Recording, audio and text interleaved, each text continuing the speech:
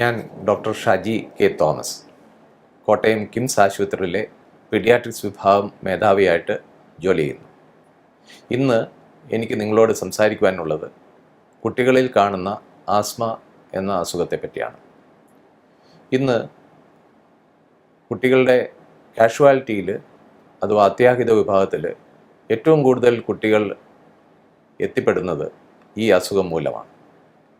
ഒട്ടൊക്കെ ഇതിന് കാരണം അന്തരീക്ഷത്തിലുള്ള മലിനീകരണം വർദ്ധിച്ചു വരുന്നതാണ്.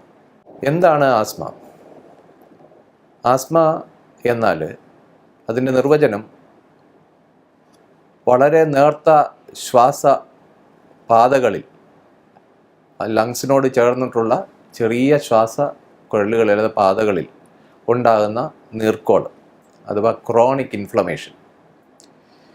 ഇത് പല കാരണങ്ങൾ കൊണ്ടാണ് സംഭവിക്കുന്നത്. ഇതിന് സാധ്യതയുള്ള ആളുകളിൽ, സാധ്യതയുള്ള ആളുകൾ എന്ന് പറയുമ്പോൾ പാരമ്പര്യ ജനിതകവും അതുപോലെ തന്നെ ജീവശാസ്ത്രപരമായ കാരണങ്ങളുണ്ട്. അതോടൊപ്പം അന്തരീക്ഷത്തിലുള്ള പല കോൺട്രിബ്യൂട്ടിംഗ് ഫാക്ടേഴ്സ് ഉണ്ട്.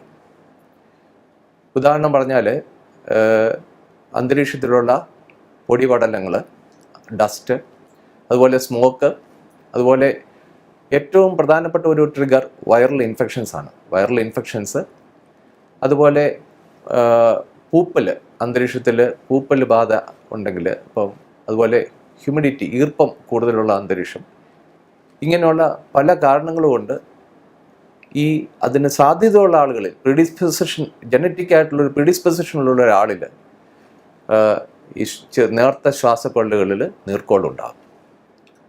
അപ്പോൾ അതെങ്ങനെയാണ് ആസ്മ ആയിട്ട് ഭവിക്കുന്നത്, എങ്ങനെയാണ് ശ്വാസതടസ്സം ഉണ്ടാകുന്നത് എന്ന് ചോദിച്ചാൽ, ഈ നേർത്ത ശ്വാസക്കൊള്ളുകൾക്കകത്തുള്ള ലൈനിങ് മെംബ്രെയിൻ വളരെ നേർത്ത ഒരു മെംബ്രെയിനാണ്. അതിന് നീർക്കോൾ വരുന്നു. അതോടൊപ്പം അതിൽ നിന്ന് ഒരു കഫം പോലെയുള്ള ഒരു സ്രാവം ഉണ്ടാകുന്നു. ഇത് രണ്ടും കൂടി ഇതിനകത്തുള്ള ആ സ്പേസ് അങ്ങ് ഫില്ല് ചെയ്യും. അപ്പോൾ പൂർണ്ണമായ ഒരു ശ്വാസ തടസ്സം, എയർ കടന്നു പോകാനായിട്ട്, ലങ്സിലേക്ക് എത്തുവാനായിട്ട് തടസ്സമുണ്ടാക്കുക ചെയ്തു. ഇത് രണ്ടും സംഭവിക്കുമ്പോൾ ഈ ശ്വാസക്കൊള്ളുകളുടെ വളരെ നേർത്ത ശ്വാസക്കൊള്ളുകളുടെ ഭിത്തിയിലുള്ള മസിൽ അതും ചുരുങ്ങുന്നു. അപ്പോൾ പുറമേ നിന്ന് ഞെക്കി അടയ്ക്കുന്ന പോലെയുള്ള ഒരു അനുഭവം, ഉള്ളിൽ നീർക്കോൾ വന്നിട്ട് അടയുന്ന ഒരു അനുഭവം, രണ്ടും കൂടി വരുമ്പോൾ പൂർണ്ണമായ ഒരു ശ്വാസതടസ്സം കുട്ടിക്ക് അനുഭവപ്പെടുന്നു. ഇനി ആസ്മയുടെ ഈ രോഗലക്ഷണങ്ങൾ എന്താണ് എന്നുള്ളത് നോക്കാം. ഇതാരിലാണ് ഇത് കൂടുതലുണ്ടാകാൻ സാധ്യത? 80% കുട്ടികളിലും ആദ്യത്തെ ആസ്മ അറ്റാക്ക് 6 വയസ്സിന് മുമ്പ് ഉണ്ടായിരിക്കും. അതുപോലെ തന്നെ 6 മാസത്തിന് ശേഷമുള്ള കുഞ്ഞുങ്ങളിലാണ് ആസ്മ നമ്മൾ ഡയഗ്നോസ് ചെയ്യുള്ളൂ. അപ്പോൾ 6 മാസം തൊട്ട് അങ്ങോട്ട് ഒരു 6-7 വയസ്സ് വരെയാണ് സാധാരണഗതിയിൽ ആസ്മ കാണുന്നത്. എന്നാൽ ചില കുട്ടികളിൽ ഇത് വീണ്ടും തുടർന്ന് യുവത്വത്തിലേക്കും മുന്നോട്ട് പോകുന്ന ഒരു സാഹചര്യമുണ്ട്. ഇവിടെ ആരിലൊക്കെയാണ് ഇത് വരാൻ സാധ്യത എന്നുള്ളത്, തീർച്ചയായും പാരമ്പര്യത്തിന് ഇതിലൊരു സ്ഥാനമുണ്ട്. കുട്ടിയുടെ മാതാപിതാക്കൾക്ക് ആർക്കെങ്കിലും ഒരാൾക്ക് ആസ്മയുണ്ടെങ്കിൽ കുട്ടിക്ക് ഇരട്ടി ചാൻസ് ഉണ്ട്. 2 പേർക്കും ഉണ്ടെങ്കിൽ 3 ഇരട്ടി ചാൻസ് ഉണ്ടെന്നാണ് പറയുന്നത്.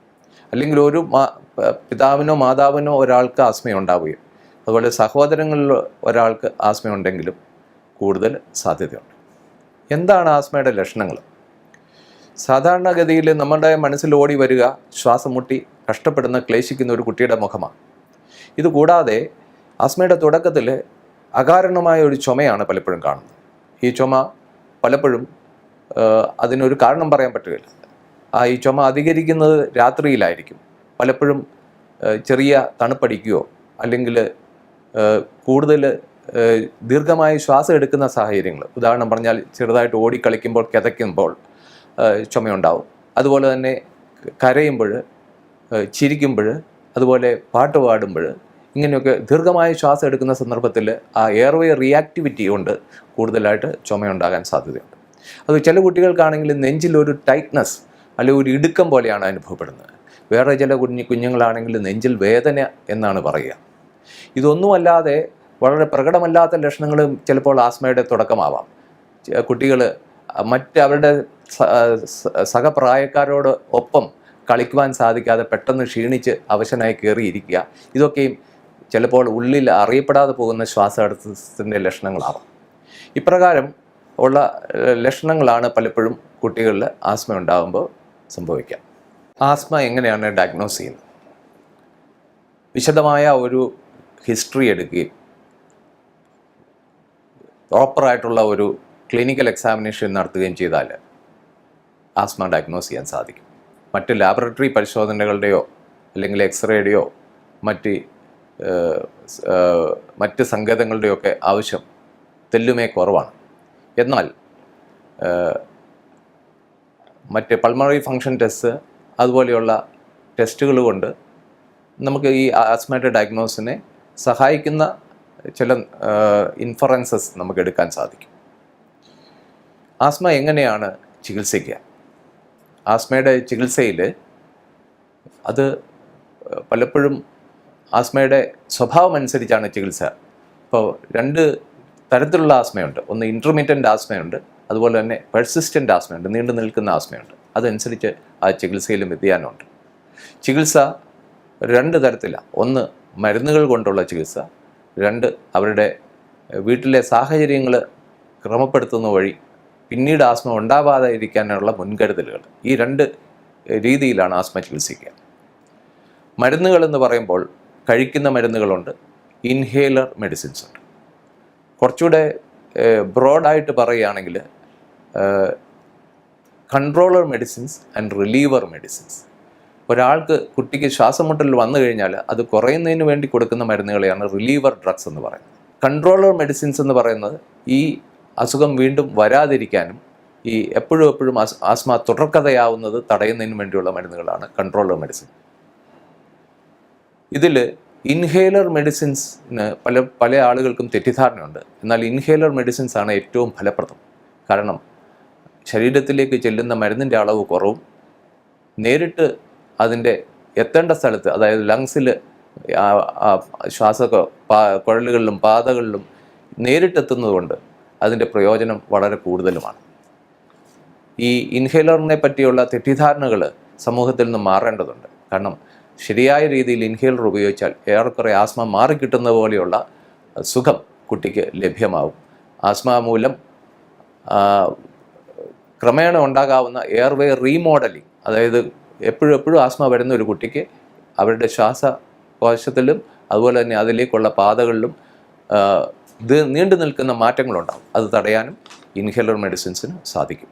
ആസ്മയോടൊപ്പം ആസ്മയുടെ കൂടെ വരുന്ന കൂടപ്പറപ്പുകളായിട്ടുള്ള മറ്റ് അസുഖങ്ങളെയും അതിലേക്ക് വഴിതെളിക്കുന്ന അസുഖങ്ങളെയും കൂടെ ചികിത്സിക്കുക. ഉദാഹരണം പറഞ്ഞാൽ റൈനൈറ്റിസ്, അലർജിക് റൈനൈറ്റിസ്, സൈനസൈറ്റിസ്, അതുപോലെ തന്നെ ഗ്യാസ്ട്രോഇസോഫാഗൽ റിഫ്ലക്സ് ഡിസീസ്, ഇങ്ങനെയൊക്കെയുള്ള അതിലേക്ക് കോൺട്രിബ്യൂട്ടിംഗ് ഫാക്ടേഴ്സ് ഉണ്ട്. അതുമൊക്കെ നമ്മൾ ചികിത്സിക്കുമ്പോൾ ആസ്മയുടെ ചികിത്സയ്ക്ക് പ്രയോജനം സിദ്ധിക്കാറുണ്ട്.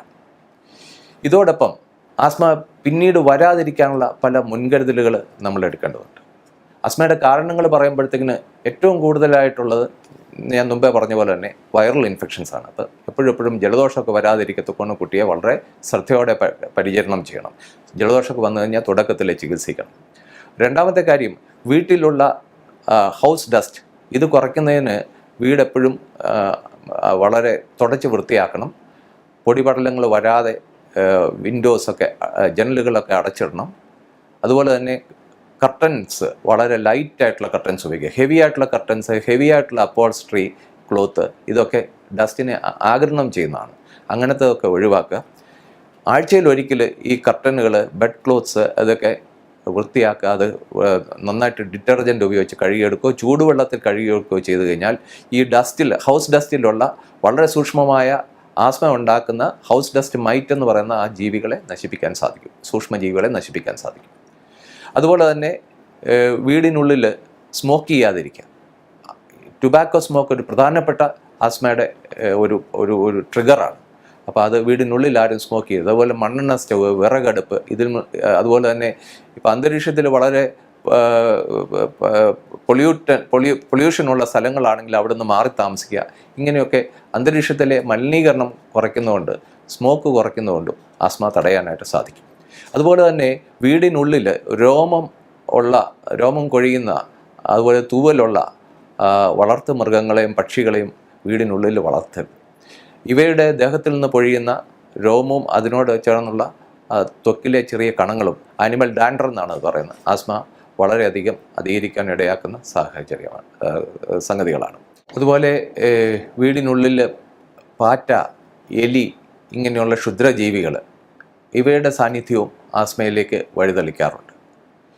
അതുപോലെ വളരെ സ്ട്രോങ് ആയിട്ടുള്ള പെർഫ്യൂം, അതുപോലെ മണം, ഉദാഹരണം പറഞ്ഞാൽ പെയിൻ്റ് അടിച്ച മുറിയിൽ ആദ്യമായിട്ട് കയറുകയാണെങ്കിൽ ആസ്മയുള്ള കുട്ടിക്ക് അത് വളരെ രൂക്ഷമായ ആസ്മ ഉണ്ടാകുവാനായിട്ട് സാഹചര്യമുണ്ട്. ഇപ്രകാരം ഉള്ള ചില മുൻകരുതലുകൾ നാം എടുക്കുകയാണെങ്കിൽ ആസ്മ പിന്നീട് വരാതിരിക്കാൻ സഹായിക്കും.